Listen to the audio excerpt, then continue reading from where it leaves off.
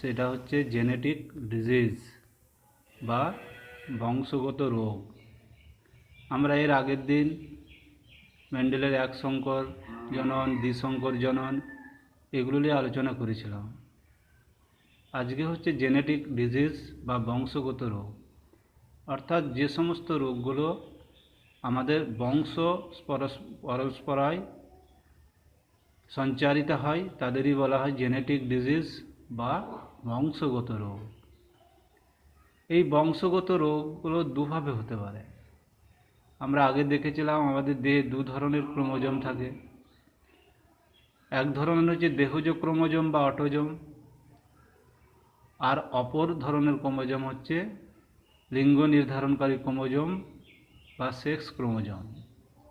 তাহলে এই বংশগত রোগগুলো দু ক্রোমোজোমের মাধ্যমেই বাহিত হতে পারে।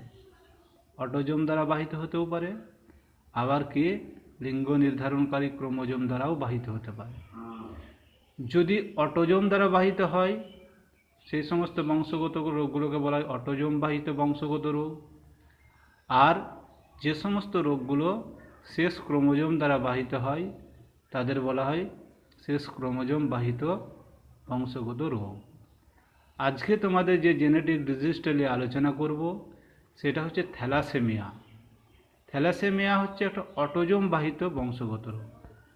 তার মানে এই ক্রোমোজোমটা অর্থাৎ অটোজোমে অবস্থিত জিনের দ্বারা যে বংশগত রোগটা বংশ পরস্পরায় যায় তার মধ্যে থ্যালাসেমিয়া হচ্ছে অন্যতম। তাহলে থ্যালাসেমিয়ার কতগুলো বৈশিষ্ট্য দেখি। যে থ্যালাসেমিয়া সম্বন্ধে আমরা কতকগুলো বিষয় দেখি। যেটা হচ্ছে একটা জেনেটিক ডিজিজ। কেন জেনেটিক ডিজিজ? না, এটা বংশ পরস্পরায় সঞ্চারিত হয়। 2 নম্বর জেনেটিক ডিসঅর্ডার, অর্থাৎ এই থ্যালাসেমিয়া রোগটা আমাদের জিনগত ত্রুটির জন্য হয়। ডিসঅর্ডার মানে ত্রুটি, অর্থাৎ আমাদের অটোজোমের যদি কোনো জিনের ত্রুটির জন্য সংঘটিত হয় ফলে থ্যালাসেমিয়া হয়। ডিজিজ ডিক্রিজ অফ হিমোগ্লোবিন, অর্থাৎ থ্যালাসেমিয়ায় কী হয় না আমাদের হিমোগ্লোবিনের পরিমাণটা ডিক্রিজ হয়ে যায়, কমে যায়, যেটাকে বলা হয় অ্যানিমিয়া। তাহলে হচ্ছে থ্যালাসেমিয়ার ফলে আমাদের দেহে হিমোগ্লোবিনের পরিমাণটা কমে যায়, ফলে কি আমাদের দেহে এক ধরনের রক্তল্পতা দেখা যায় বা অ্যানিমিয়া দেখা যায়। এই ধরনের রক্তল্পতাকে বলা হয় হিমোলাইটিক অ্যানিমিয়া। যেহেতু হিমোগ্লোবিনের জন্য হচ্ছে তাই এই ধরনের রোগকে বলা হয় হিমোলাইটিক অ্যানিমিয়া।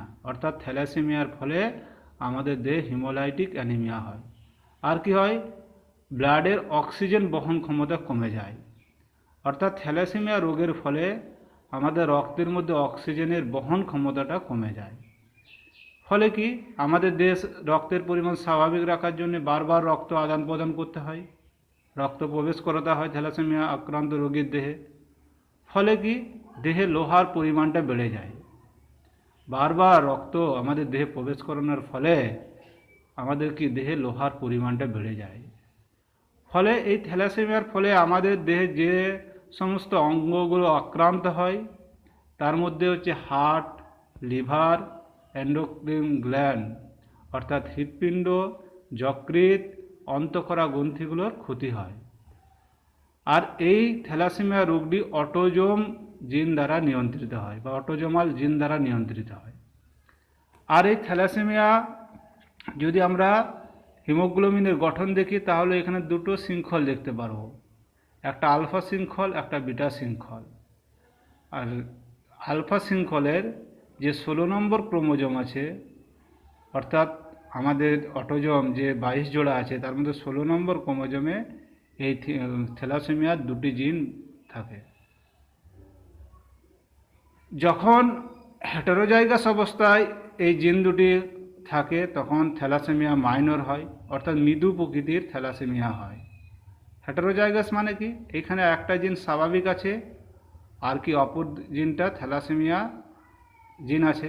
ফলে কি এখানে যেহেতু হেটেরোজাইগাস অবস্থায় আছে তাই এখানে থ্যালাসেমিয়া হলেও সেটা মৃদু প্রকৃতির অর্থাৎ কম প্রকৃতির। আর যখন হোমোজাইগাস অবস্থায় থাকে অর্থাৎ দুটো জিনই যখন মানে কি সমস্ত ক্রোমোজোমের দুটো জিনই যখন থ্যালাসেমিয়া জিন মানে অবস্থান করে, তখন কি থ্যালাসেমিয়াটা প্রকট আকারের হয়, একে মেজর থ্যালাসেমিয়া বলা হয়। আমরা এরপর দেখব একটা হোমোলগাস ক্রোমোজোম দেখব, সেখানে কিভাবে আলফা জিনগুলো আছে সেগুলো দেখব, আর মানে কি সেখানে কিভাবে বংশগত পরস্পরায় এই রোগটা বাহিত হয় সেটা আমরা লক্ষ্য করব। তার আগে কয়েকটা কথা দেখি, যে দুটি ক্রোমোজোম অর্থাৎ যে সমস্ত ক্রোমোজোমগুলো জোড় বাঁধে অর্থাৎ হোমোলগাস ক্রোমোজোম বা সমসমস্ত ক্রোমোজোম, এর যে দুটি করে আলফা পলিপেপটাইড তৈরির জিন থাকে, প্রত্যেকটা ক্রোমোজোমের আলফা পলিপেপটাইড জিন দুটো করে থাকে। যদি এই দুটো করে থাকে তাহলে তখন সেটাকে বলা হবে স্বাভাবিক অবস্থা। দেখো এখানে দুটো হোমোলগাস ক্রোমোজোম দেখা যাচ্ছে, এই একটা আর এই একটা পরস্পর জোড় বেঁধেছে, তাই এদের হোমোলগাস ক্রোমোজোম। দেখো প্রথম ক্রোমোজোমে দুটো জিন আছে, গোল গোল করে দেখানো হয়েছে, এখানেও দুটো আছে। তাহলে কি, যেহেতু এখানে আলফা পলিপেপটাইড জিনগুলো আছে, এই অবস্থাটাকে বলা হয় স্বাভাবিক অবস্থা বা নর্মাল অবস্থা। এরপর আমরা যে জিনিসটা দেখব, এখানে দেখি, এখানে যে তোমরা থ্যালাসেমিয়ার কারণটা দেখলে, তার আগে বলে দিই কতগুলো কথা। থ্যালাসেমিয়া রোগের লক্ষণগুলো যদিও আগে আলোচিত হলো, আরেকবার দেখে নাও বইটার সাথে মিলিয়ে। এই রোগের প্রধান লক্ষণ হলো হিমোগ্লোবিন উৎপাদন কমে যাওয়া, অর্থাৎ হিমোলাইটিক অ্যানিমিয়া। আগে বলা হলো হিমোগ্লোবিনের পরিমাণ কমে যায়, অস্থিগুলো দুর্বল ও বিকৃতি হয়, যকৃৎ ও প্লীহার ক্ষতি হয়, এগুলো দেখলাম। এখানে দেখি যে মানে কি হোমোলগাস ক্রোমোজোম বা সমসমস্ত ক্রোমোজোম আছে। তো এখানে ক্রোমোজোমে দুটো আলফা পলিপেপটাইড বা আলফা জিনগুলো আছে, থ্যালাসেমিয়া জিনগুলো আছে, একটাতে আছে, কিন্তু অপর ক্রোমোজোমে দেখো স্বাভাবিক পলিপেপটাইড জিনগুলো নেই, ফাঁকা আছে। তাহলে যেহেতু এখানে এটা হেটেরোজাইগাস অবস্থা, যেহেতু একটা ক্রোমোজোমে আছে স্বাভাবিক জিন আর একটা ক্রোমোজোমে স্বাভাবিক জিন নেই, থ্যালাসেমিয়া জিন আছে, এই ধরনের থ্যালাসেমিয়া যাকে বলা হয় হেটেরোজাইগাস। আর যেহেতু এটা হেটেরোজাইগাস অবস্থায় আছে, তাই এদের মৃদু রক্ত অল্পতা হবে, অর্থাৎ এই ধরনের থ্যালাসেমিয়াকে বলা হবে মাইনর থ্যালাসেমিয়া। আর মেজর থ্যালাসেমিয়ার ক্ষেত্রে দেখো এখানে যে সমস্ত ক্রোমোজোম দুটো আছে, এখানে কোনোটিতেই দেখো স্বাভাবিক মানে কি জিনগুলো নেই, পলিপেপটাইড আলফা জিনগুলো কোনো ক্রোমোজোমেই নেই। ফলে কি এটা হোমোজাইগাস অবস্থায় আছে, দুটোই হোমোজাইগাস একই প্রকারের, তাই কি একে হোমোজাইগাস অবস্থায় বলা হয়। আর এই ধরনের হোমোজাইগাস অবস্থায় যেহেতু এখানে থ্যালাসেমিয়া আক্রান্ত জিনগুলো অবস্থাটা, তাই এখানে মারাত্মক রক্তল্পতা দেখা যায়, একে বলা হয় মেজর থ্যালাসেমিয়া। এখানে বলি একটা হিমোগ্লোবিনের যদি আমরা গঠন দেখি, তাহলে এখানে বইটির দিকে মানে ছবিটার দিকে দেখো, মাঝে থাকে লোহা মানে আয়রন অনুটা, আর এইদিকে দুটো এক্স শৃঙ্খল বা এক্স অক্ষ বরাবর যে চেনটা থাকে সেটা আলফা চেন বলা হয়। এই আলফা চেনে যে আলফা চেন বরাবর যখন থ্যালাসেমিয়াটা হয় তখন আলফা থ্যালাসেমিয়া বলা হয়। আর থ্যালাসেমিয়া জিনগুলো যদি উপর নিচে ওয়াই অক্ষ বরাবর থাকে, অর্থাৎ বিটা শৃঙ্খল বরাবর থাকে, এই ওয়াই অক্ষ বরাবরটাকে বিটা শৃঙ্খল বলা হয়। এই বিটা শৃঙ্খল বরাবর যদি থ্যালাসেমিয়া আক্রান্ত জিনগুলো অবস্থান করে, তখন সেটাকে বলা হয় বিটা থ্যালাসেমিয়া। তাহলে এখন আমরা আলফা থ্যালাসেমিয়া বিটা থ্যালাসেমিয়া সম্পর্কে জানলাম। আলফা থ্যালাসেমিয়া কী বুঝলাম না, যখন আলফা শৃঙ্খল বরাবর থ্যালাসেমিয়া জিনগুলো থাকে, ফলে যে থ্যালাসেমিয়াটা হয় সেটা হচ্ছে আলফা থ্যালাসেমিয়া রোগ, আলফা থ্যালাসেমিয়া। আর থ্যালাসেমিয়া আক্রান্ত জিনগুলো যদি ওয়াই অক্ষ বরাবর অর্থাৎ বিটা শৃঙ্খল বরাবর থাকে, তাহলে সেই ধরনের থ্যালাসেমিয়াকে বলা হয় বিটা থ্যালাসেমিয়া। এখানে একটা বলে রাখি যে আলফা শৃঙ্খল বরাবর 16 নম্বর ক্রোমোজোমে থ্যালাসেমিয়া জিনটা থাকে, আর বিটা শৃঙ্খল বরাবর 11 নম্বর ক্রোমোজোমে থ্যালাসেমিয়া আক্রান্ত জিনটা থাকে। তাহলে এগুলো দেখলাম। এখন দেখি যে একটা ক্রস, যে ক্রসটায় তোমরা কিভাবে বংশ পরস্পরায় এই রোগটা বাহিত হয় সেটা সম্বন্ধে তোমরা দেখো। যদি স্বাভাবিক থ্যালাসেমিয়া জিন থাকে তখন সেটা আলফা থ্যাল প্লাস আকারে প্রকাশ করা হয়। যদি আলফা থ্যাল প্লাস থাকে তাহলে বুঝবো এখানে নর্মাল জিন এটা, অর্থাৎ এখানে জিনটা স্বাভাবিক অবস্থায় আছে, অর্থাৎ আক্রান্ত অবস্থায় নেই। আর যদি আলফা থ্যাল অর্থাৎ এখানে প্লাসটা নেই, দেখো শুধু আলফা থ্যাল লেখা আছে, তাই এটাকে থ্যালাসেমিয়া জিন।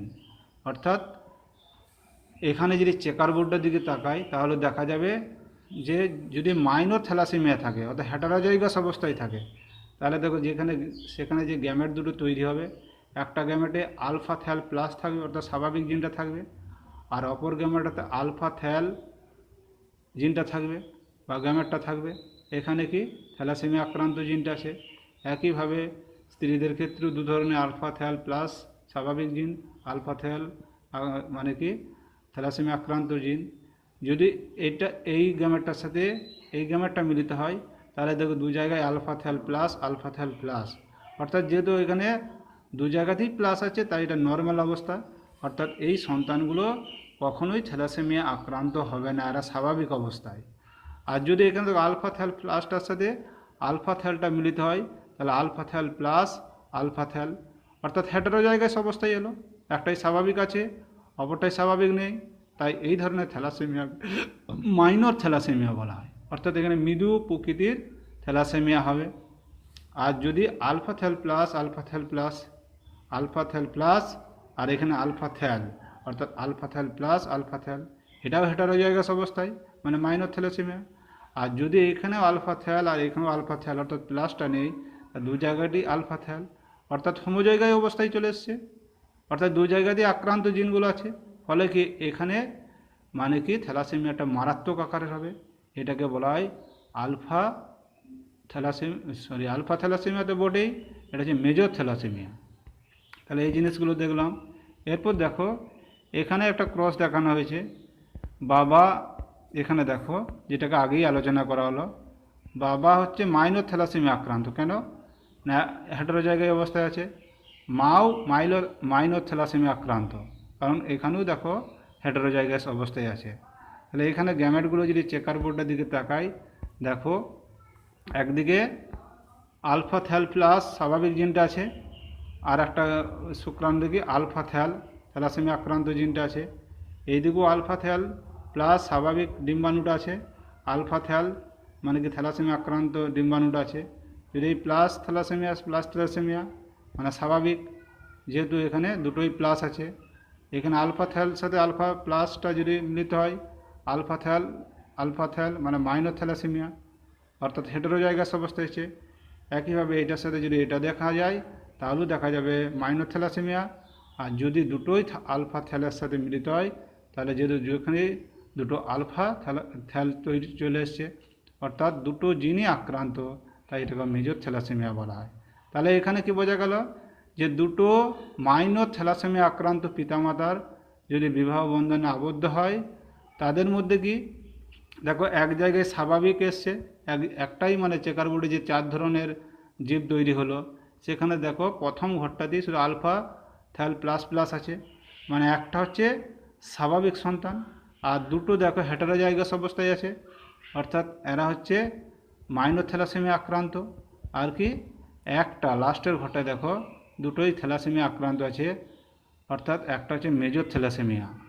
অর্থাৎ মাইনর থ্যালাসেমিয়া আক্রান্ত পিতামাতা যদি বিবাহ বন্ধনে আবদ্ধ হয় তাদের যে সন্তানগুলো আসবে তাদের 25% স্বাভাবিক সন্তান জন্মাবে, 50% মাইনর থ্যালাসেমিয়া আক্রান্ত সন্তান জন্মাবে, আর কি 25% মেজর থ্যালাসেমিয়া আক্রান্ত মানে কি সন্তান জন্মগ্রহণ করবে। তাহলে আজকে আমরা থ্যালাসেমিয়া সম্বন্ধে মোটামুটি জানলাম, আজকে এখানেই থাক, পরের দিন আমরা হিমোফিলিয়া এবং বর্ণান্ধতালে আলোচনা করব। তোমরা ভালো থেকো, সুস্থ থেকো, বাড়িতে থেকো এবং পড়াশোনাকে তোমরা সুন্দরভাবে চালিয়ে যাও।